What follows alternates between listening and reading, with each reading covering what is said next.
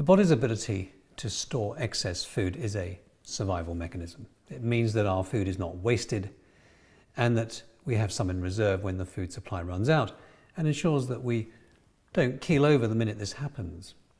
And going without food for extended periods almost certainly occurred on a regular basis in primitive man. The storage capacity for carbohydrate in the form of glycogen is relatively limited, whilst for fat it is potentially limitless. And because of this, any excess carbohydrate that is taken in beyond its maximum storage capacity is converted to triglycerides, otherwise known as lipogenesis, and stored as such, known as lipodeposition. And this process is under the control of insulin, and it is stored both subcutaneously and viscerally, meaning around our internal organs. So the fat we have in our bodies has two very important functions: to protect our organs and as a reservoir of energy substrate. But how much fat do we actually need for survival? Well, if we're living in a country like Australia, where our next meal is no more than 2 meters away in the fridge, or if you're too lazy to prepare anything yourself, then 10 meters away in the form of the front door, where the delivery boy will pitch up to, or failing that, at the very most, 50 meters down the road in the form of a convenience store or fast food outlet, then almost none. And realistically, fat provides very little protection to our organs compared to muscle and bone. If you're carrying too much fat, then we call this being overweight or obese. These terms are defined by your body mass index, or BMI, which is a largely social construct. And the distinction between the two is in fact artificial, because they are a continuum of the same process, namely lipodeposition. And the concept that when we reach a certain BMI we suddenly have a disease is totally illogical. Undoubtedly, there are certain conditions that are more common the greater your BMI, and there are associated metabolic changes, but that's completely different to labelling obesity itself a disease.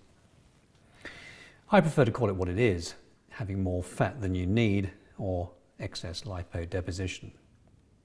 And that accounts for at least 65% of us if you use BMI as a measure of health. I say at least because from a survival point of view, I believe there is an ideal body fat percentage which equates to our best chance of survival, and this is having just enough in reserve, but not so much that it slows us down when we are chasing the woolly mammoth. And this is between 10 and 12%, and possibly a percentage point or two higher in women, because from an evolutionary perspective, women have slightly more fat in the pelvis to protect the pelvic organs and the unborn child. And this equates to being at your biological optimum function, or BOF, and your biological optimum weight, or BO. And if you want to talk about BMI, then that's about 20, which is the lower end of the so-called healthy range. Your blood pressure will be normal, your cholesterol will be normal, you won't be taking a single prescription medicine, and your disease risk will be at a minimum. If I use myself as an example, at the age of 61, I weigh 62 kilograms and have 10% body fat, and I consider myself to be at my BOF. 1% of the male population of my age have less body fat, so I would argue that the other 99% have more than they need. But does it actually matter that you have more fat than you need? Well, there are two things to consider: form and function. Now, it doesn't really matter to me how you look, but clearly this is a very potent source of unhappiness in the vast majority of people who have too much fat. This unhappiness extends to anxiety, stress, and even clinical depression. And let's not kid ourselves that we don't care about the way we look. The business of dieting is a multi-billion-dollar industry, operated, I might say, by a bunch of snake oil salesmen preying on people's vulnerability, ignorance, and insecurity without even hinting at the truth. So just our appearance alone affects our health indirectly, big time. But what about how obesity affects our health directly? Well, there are now very good statistics that demonstrate that you are at significantly increased risk of 11 different types of cancer: heart attacks, strokes, hypertension, arthritis, Alzheimer's disease, diabetes, obstructive sleep apnea, and a whole range of inflammatory conditions. The list goes on. And of course, if you are unlucky enough to get struck down with pretty much any of these conditions, then there's a very good chance you will die prematurely. As a consequence, you will be a burden to yourself in that you will have to endure some very unpleasant treatments, and to your family and friends, and also the wider community by chewing through some very expensive resources. It all comes down to whether you are prepared to embrace this personal responsibility. If you're not, then there's no need to do anything differently.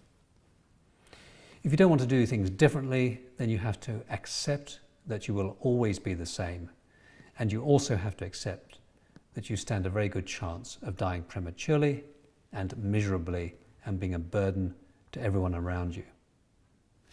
Your choice. But if you do want to embrace this responsibility, then that means changing, in particular your body fat percentage. And to change, that means doing things differently, because in the immortal words of Albert Einstein, the definition of insanity is doing the same things over and over again and expecting different results. The really good news is that to change, you really don't need to do things wildly differently. To achieve and maintain your BOF and your BO, which equates to maximum insulin sensitivity, you only need to do the Nistia formula.